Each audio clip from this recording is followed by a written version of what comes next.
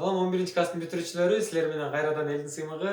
Мен бул сабакта жөнөкөй бөлчөктөрдүн бөлүүнү жана көбөйтүүнү үйрөтөм. Мурунку сабактарда кошуу менен кемитүүнү үйрөткөм.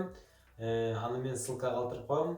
Жана мурунку ортодагы ага чейинки темаларды да баарын ссылка калтырып коем. Ошол ссылка аркылуу көрсөңөр болот. Демек, жөнөкөй бөлчөктөрдү көбөйтүү жана бөлүү. Жөнөкөй бөлчөк 4/3 жөнөкөй бөлчөк туурабы? Туура. Болбосо, мисалы үчүн 5/2. Октоштарын дайыма унутпайбыз. 4/3, 5/2. Болсо 3 бөлүнгөн 4, 2 бөлүнгөн 5. Эми мындай болуп калышы мүмкүн. 4/8 4/8 көбөйтүлгөн 2ден 1 деп коеюн, Демек, мурун кошууда кандай эрежеге таянышалы? Биз деген кошууда астылары, то есть бөлүмдөрү окшош болуш керек дегенбиз. Бирок көбөйтүүдө ал эрежеге таянбайбыз, анткени бул көбөйтүү. Көбөйтүүдө деген бир узун сызыкты жазып туруп эле 4-тү 2-ге көбөйтүп, 4-тү көбөйтөбүз 2-ге, анан 8-ди 1-ге көбөйтүп салсак болот. Демек, көбөйтүүдө анчалык кошуудай оор эмес экен. Демек, муну буга көбөйтүп, муну буга көбөйтүп салсак болот экен. Анан жообунда 4-тү 2-ге көбөйтсөк 8, ал эми 8-ди 1-ге көбөйтсөк 8 экен. 8-ди 8-ге бөлсөк, эми окшош сандарды бөлсөк 1 чыгат. Көбөйтүү ушундай оңой, бири-бирине эле көбөйтүп коебуз. Мисалы үчүн мунун кандай чыгарыштары бар эле? 8-ди 4-кө бөл деп атат, ушул эле сөз. Ушул эле бөлчөк 8-ди 4-кө бөл деп атат. Демек 8-ди 4-кө бөлсөк 2 да турабы? Эми 2 көбөйтүлгөн 1ден 2 болуп калсачы? Ушундай бөлчөк келип калсачы, эмне кылабыз? Ушундай бөлчөк келип калса. Биз жана буну 8-ди 1-ге көбөйтүп, 4-тү 2-ге көбөйтүп коебуз. Бирок бул жакта бөлчөк жок экен да. Анда эмне кылабыз? Анда бизде башкача жолдор бар. 2 деген ушул 2. Ушул 2 деген 2 бөлүнгөн 1-ге барабар турабы? 2-ни 1-ге бөлсөк канча? 2 да барабар турабы? 2-ге барабар экен. Демек, могул сан ушул сан могул бөлчөккө барабар экен. 2-ни 1-ге бөлсөк баары бир 2 чыгат. Демек, азыр ушуну мен муну могул 2-нин ордуна жазам. 1 бөлүнгөн 2 бөлүнгөн 1 деп, буларды өчүрүп коеюн. Түшүнбөй калсаңар, кайра артка түрдүрүп, кайра башынан көрсөңөр болот. Эми көбөйтүүнүн эрежеси кандай эле? Көбөйтүүнү албетте муну буга көбөйтүп коем, муну буга көбөйтүп коем.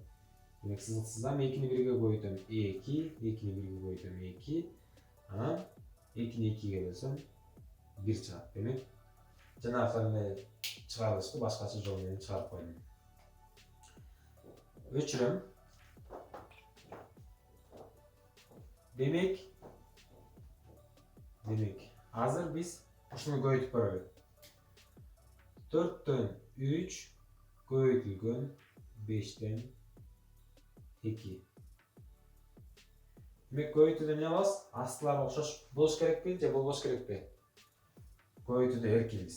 Астылары окшош болбойбу, бизге анын кереги жок, кажети жок. Биз деген 4-тү 5-ке көбөйтүп салабыз. Көбөйтөбүз 5-ке, 3-тү 2-ге көбөйтүп салабыз. 3-тү көбөйтөбүз 2-ге. Анан канча чыгат? 4-тү 5-ке көбөйтсөк 20 чыгат. Анан 3-тү 2-ге көбөйтсөк 6 чыгат. Эми бул эң акыркы жооп эмес. Мисалы үчүн, карасаңар бул жакта. Силер деген 16-ны 4-кө бөлсөңөр 4 чыгат, турабы? Мисалы үчүн 8-ди дагы 2-ге бөлсөңөр 4 чыгат, турабы? Анда 4 менен 4 экөө барабар экен. Анда ушул бөлчөк менен ушул бөлчөк экөө барабар турбайбы, турабы? Ушул бөлчөк менен ушул бөлчөк экөө барабар экен да. 16-дан 4, 8-ден 2. Эми бул кантип келип калды? Демек, мен деген 16-ны дагы 2-ге бөлүп салдым, 4-тү дагы 2-ге бөлүп салдым. Demek астындағы üstündегі bir okşoş sanda bölüp saldım. 16'da 2 bölsem 8, 8'de 2'ye bölsem, 4'te 2'ye bölsem 2 çıktı. Demek bu degen molga da beraber olup kalaşı mümkün. 4'ten 1'ge. 4'tü 1'ge bölsem daha 4, 8'de 2'ye bölsem daha 4. 2 beraber kalaşı mümkün. Niye için? Sebebi ben 8'de daha 2'ye böldüm. 2'ni daha 2'ye böldüm. 8'de 2 bölsem 4, 2'ni 2'ye bölsem 1 çıktı. Demek en akırkı жооп мына ушул болот. Мен кыскартып салдым. Демек, бул жактан да кыскарта аламбы? Кыскарта алам. 6-ны бөлөм 2-ге, 20-ны бөлөм 2-ге барабар канча болот? 10 болот. Бул 6-ны 2 бөлсөк 3 болот. Эми кайра буларды кыскарта аламбы? 2-ге бөлө аламбы? Мен 10-ду 2-ге бөлө алам, 5 чыгат, бирок 3-түн 2-ге бөлө албайм. Себеби 3 2-ге так бөлүнбөйт, калдыктыгы чыгып калат. Ошондуктан ушул менен токтотобуз. Эгерде бирөөсүнө эле окшоштарды бөлүп атсак, бирөөсүнө эле калдык чыгып калса, анда токтотобуз. Макул, бул жерден 3-кө бөлүп көрөйүн, мисалы үчүн 3-тү 3-кө бөлсөм калдыксыз чыгат, бирок 10-ду 3-кө бөлсөм калдыгы менен чыгат. Демек, эң акыркы жообу мына ушундай 10дон 3 же болбосо 3-тү 3 бөлүнгөн 10. Эми дагы бир практикалык иш кылалы көбөйтүүгө. Кичине башкачараак жолдор менен анан бөлүүгө өтөбүз. Мисалы үчүн 4 көбөйтүлгөн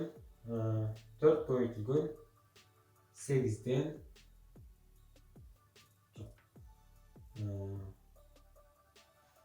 мындай кылайын. 4 көбөйтүлгөн 4төн 8 дейин. Бул көбөйтүү деген üstüne карап кетет, üstüne тиешеги. Ошондо бул учуп келип туруп, 4 келип туруп, 8ге көбөйтүлүп калат. 4 көбөйтүлгөн 8 болуп калат. Асты болсо 4 бөлүнө калат. Демек, эгерде көбөйтүү болгон учурда биз деген окшош сандарды кыскартып салсак болот. Демек, 4 менен 4тү кыскартып салсак болот. 8 калат. 8 калат. Муну кандай түшүнсөк болот? Кантип кыскартып салдык? Бул деген мындай. Мисалы үчүн 4 жазайын, мен ушул эле 4тү жаздым. Анан аны бөлөм кайра ушул 4кө. 4тү 4кө бөлсөм барабар 1 чыгат, туурабы? 1 чыгат. Эми 8 бул 4 экөө кетти, бул экөө. Эми 8 жалгыз калды. Бирок ортолорунда көбөйтүү бар. Бул жерде көбөйтүү бар болчу. Бул 1 чыкты. Демек 4тү 4кө бөлсөм, аны кайра 8ге көбөйтсөм, 8деги кайсы барабар эле? 8 барабар 8 бөлүнгөн 1ге. 8ди 1ге бөлсөк 8 барабар да. Демек, муну мен деген 8 бөлүнгөн 1 деп жазып алсам болот. 8 деген жана 8дин ордуна 8 бөлүнгөн 1 жазсам, анткени 8ди 1ге бөлсөм 8 чыгат. Анан барабар деп чыгарабыз. 4тү 1ге көбөйтсөм 4. Анан 8ди 4кө көбөйтсөм 32. Ал эми 32-ни 4кө бөлсөм 8. Мынакей жолу. Бирок мындай узун жолдун кереги жок бизге. Ошондуктан эгерде көбөйтүү болсо, окшош сандарды ушинтип кыскартып салсак болот. Эми бөлүүгө келели. Бөлүү. Мисалы үчүн 4төн 5 бөлүнгөн 16дан 15 дейин. Эми көбөйтүүдө карагыла. Көбөйтүүдө кичине башкачараак да эреже боюнча көбөйтүү биринчи бөлчөктү жазып алабыз өзүн. Ушул жака эң биринчи. Биринчи бөлчөктү жазып алабыз дагы 5тен 4 5. Анан кийин аны бөлбөйбүз. Ошондо биринчи бөлчөк жазып туруп, көбөйтүү белгисин коебуз дагы ушуну айлантып салабыз. Демек, 15ти астына, анан 16-ны үстүнө келтирип салабыз. Көбөйтүү белгисин жазабыз. Анда 15 астына чөп дагы, 16 üstüne çöp. Bölü ушундай. Демек биринчи белгисин жазып алдык дагы, көбөйтүү белгисин коебуз дагы, ушул бөлүү көбөйтүүгө өзгөрүп кетет. Анан бул бөлчөктү айлантып салабыз. Анан кийин көбөйтүүнүн эрежеси боюнча биз билебиз, муну буга көбөйтөбүз, муну буга көбөйтөбүз. Бир ызыкты жазабыз. 4 көбөйтүлгөн 15 же болбосо 16 көбөйтүлгөн 16-ны 5 ке көбөйтөм, 5 барабар. Эми 16быз кандай эле? Кантип кыскартабыз булар менен? 16 деген ушул 16 4 көбөйтүлгөн 4 болчу туурабы? Ушул 16. 4-тү 4 көбөйтсөк 16 да. Демек бул жака 4 көбөйтүлгөн 4 деп жазам. Анан 5 деп жазам. Бул 5ти жаздым. Демек 4-кө 4 көбөйтсөк 16, 16 көбөйтүлгөн 5 ушул. Бөлөм аны 4 15 деген кайсы барабар? 15 деген 3 көбөйтүлгөн 5. 3-тү 5 көбөйтсөк 15 деп турабы? Көбөйтүүнү жазам. Мен азыр ушуну бияка жазам. Көбөйтүлгөн 3 көбөйтүлгөн 5. Эми көбөйтүү болгон үчүн эле. Эгерде кошо болсо кыскарта албайбыз. Бул жерде көбөйтүү болсо, анда окшош сандарды кыскартып алабыз. 4 менен 4тү кыскардык. 5 менен 5ти кыскарттык. Демек, бул жакта эмне калды жалгыз? 3төн 4 калды. Эгерде ушул жерде 4 кошулган 5 бөлүнгөн 4 кошулган 3 кошулган 5 болуп калган учурда могу көбөйтүүнүн ордуна кошо алса, анда биз мынтип кыскарта албайбыз. Анда биз мынтип кыскартканга болбойт. Биз деген муну өчүрүп алып туруп, биринчи анан астылардын окшошторун биринчи кошун эрежесине таянып эле чыгарабыз. Көбөйтүү болгон учурда гана кыскартабыз. Демек, бөлүүнү түшүндүкпү? Эми бир мисал иштейбиз дагы, ошо менен жыйынтыктай сабагыбызды.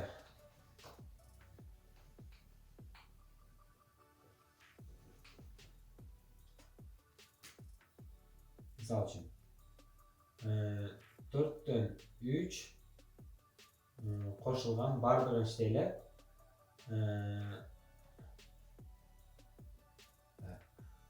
6дан 2 анан кийин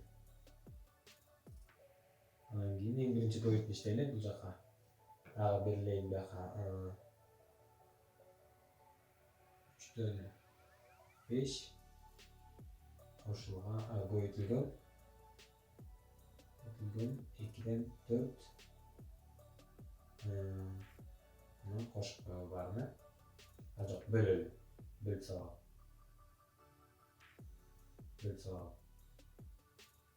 Ушунун баарына бөлүп салалы. Биринчини иштеп атам. 4төн 3 кошулган 6дан 2, демек барабар. Бөлчөк сызыгын сызам. Анан 4төн 3тү жазам. 4төн 3 кошулган. Дагы бир бөлчөк сызыгын узунураак сызсам, 6дан 2ни жазам. Бирок биздин 4 деген саныбыз 2 көбөйтүлгөн 2ге барабар турабы? 2ни 2 көбөйтөбүз, 4 чыгат. Демек башкача жаза алам ушуну. 2 көбөйтүлгөн 2 деп жазалам. Эми 6 деген кайсы барабар эле? 3 көбөйтүлгөн 2ге. 3 көбөйтүлгөн 2ге барабар. Демек, биринчи бөлчөгүбүздө 2 бар экен. Экинчи бөлчөгүбүздө 2 бар экен. Биринчи бөлчөгүбүздө 2 бар экен, экинчи бөлчөгүбүздө 2 жок экен. Демек, 2ни көбөйтөбүз бул жака. Үстүндө унутпайбыз, үстүнү көбөйткөнү унутпайбыз. Демек, бул жакта да 2ден 2 болду, бул жакта да 2ден 2 болду. Бирок бул жака не жетишпей атат? Ооба, туура айтасыңар, 3 жетишпей атат. 3тү көбөйтөбүз. Демек, бул жак канча болду? 12 болду. Демек, кошууда асты жактары окшош болуш керек деген, асты жактары окшош болду. Демек, барабарды жазабыз дагы. Ушул 12ни жалгыз 1-12 кылып, то есть 2-12-nin бирөөсүнө кылып жазам сызыктын астына. Анан үстүлөрүн 3-кө 3тү көбөйтсөм 9, анан 2-2-ни көбөйтсөм 4 кошулган бuyагы. Барабар канча болот? 12 бөлүнгөн 12 барабар 1 чыгат. 12-ни 12 көбөйтсөк 1 чыгат, туурабы? Демек, биздин биринчи амалыбыз 12 чыкты. Эми экинчини иштейли.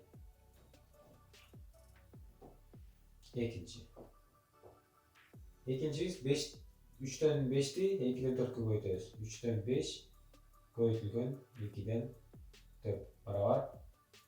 Koyutu da qanday ele? Bunu bu жаққа koyutup koysa, anda 3'te 2 koyutsak qancha? 3 koyutulgan 2, 5 koyutulgan 4. 6, anan qancha болады? 20. Anan bunu qisqartып alsa, munda 2, munda 2'ye bölüp alабыз. Ошондо 20'ны 2 бөлсөк 10, 6'ны 2 бөлсөк 3. Демек, экинчибиз ушул экинчи төнүтмабыз 10 бөлүнгөн 3 болду. Эми үчүнчү. Ушуну менен ушуну экөөнү бөлүп коебуз, Үчүнчү. Демек, экинчибиз канча чыкты эле? 10дон 3. 10дон 3 чыккан. Аны мен бөлөт экенмин. Бул канча чыкты? Биринчибиз 1ге. Эми 1ге кантип бөлөм? 1ге бөлүш үчүн негизи любой санды 1ге бөлгөндө кайрылы ошол өзү эле чыгат да. Бирок азыр 1ди, мисалы үчүн 1 барабар 1 бөлүнгөн 1 турабы? 1ди 1 бөлсөк 1 чыгат да. Анан барабар эрежеге ылайык мен бөлүүнүн эрежесин мен чыгарайын азыр. 10дон 3'тү жазып алам эң биринчи өзүмдө. Анан көбөйтүү белгисин коем. Муну айландырып салсам болот. Айландырышым керек, негизи бирок эчтеке өзгөрбөйт да, 1 бөлүнгөн 1 бойдон эле калат. Эми көбөйтүү болуп калды, анда муну буга көбөйтөм. 3 чыгат, муну буга көбөйтөм, 10 чыгат. Демек, жана эле мен айткандай эле любой санды өзүнө бөлсөк, ошол эле сан чыкты. Бирок мен эми бөлүүнүн эрежесин түшүндүрдүм да. Демек, ушундай болду. 10 бөлүнгөн 3 барабар жолу 10 бөлүнгөн 3 болду. Эми мындай дагы бир кырдаал келип калышы мүмкүн, ошону түшүндүрөм дагы. Ошону менен токтотолу, убакыт дагы көп кетип калды окшойт бөлүүгө. Мисалы үчүн азыр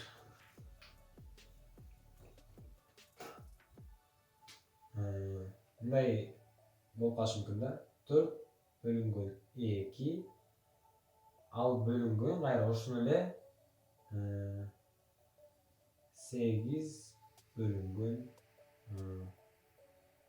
4 деп коеюн, Демек, бул деген ошондо буну башкача жазып алсак кандай? 4 бөлүнгөн 2 могу бөлүү сызыгы 8 бөлүнгөн 4, мына астын жаздым.